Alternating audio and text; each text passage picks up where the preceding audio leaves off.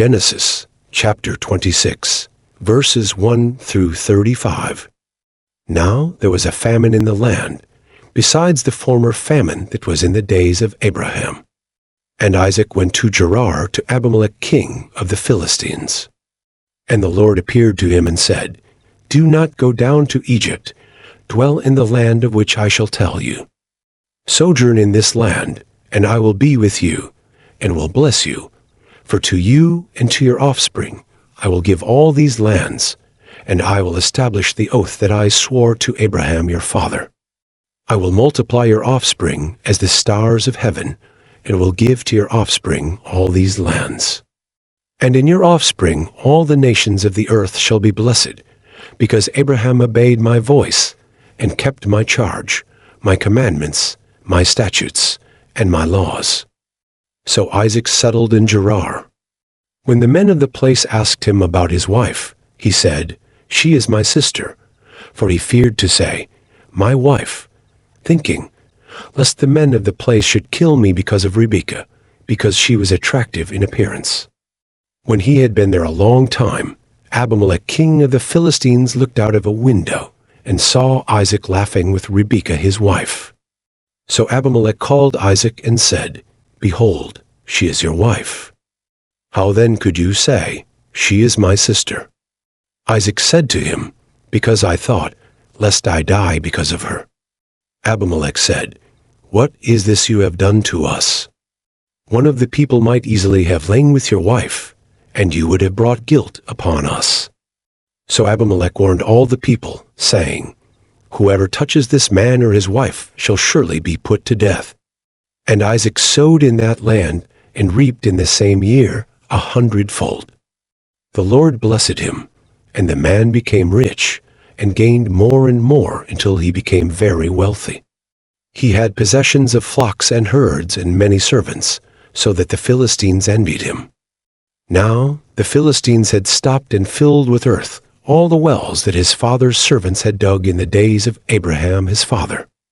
And Abimelech said to Isaac, Go away from us, for you are much mightier than we. So Isaac departed from there and encamped in the valley of Gerar and settled there.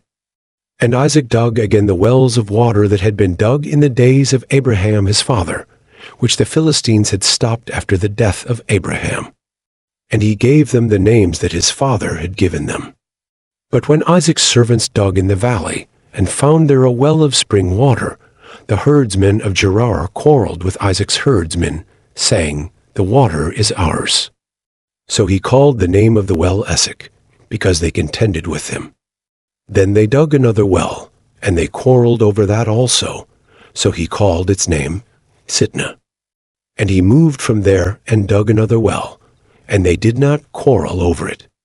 So he called its name Rehoboth, saying, For now the Lord has made room for us, and we shall be fruitful in the land. From there he went up to Beersheba. And the Lord appeared to him the same night, and said, I am the God of Abraham your father. Fear not, for I am with you, and will bless you, and multiply your offspring for my servant Abraham's sake. So he built an altar there, and called upon the name of the Lord, and pitched his tent there. And there Isaac's servants dug a well. When Abimelech went to him from Gerar with Ahuzzath his adviser, and Phicol the commander of his army, Isaac said to them, Why have you come to me, seeing that you hate me, and have sent me away from you? They said, We see plainly that the Lord has been with you. So we said, Let there be a sworn pact between us, between you and us, and let us make a covenant with you, that you will do us no harm, just as we have not touched you, and have done to you nothing but good, and have sent you away in peace. You are now the blessed of the Lord. So he made them a feast, and they ate and drank. In the morning they rose early and exchanged oaths.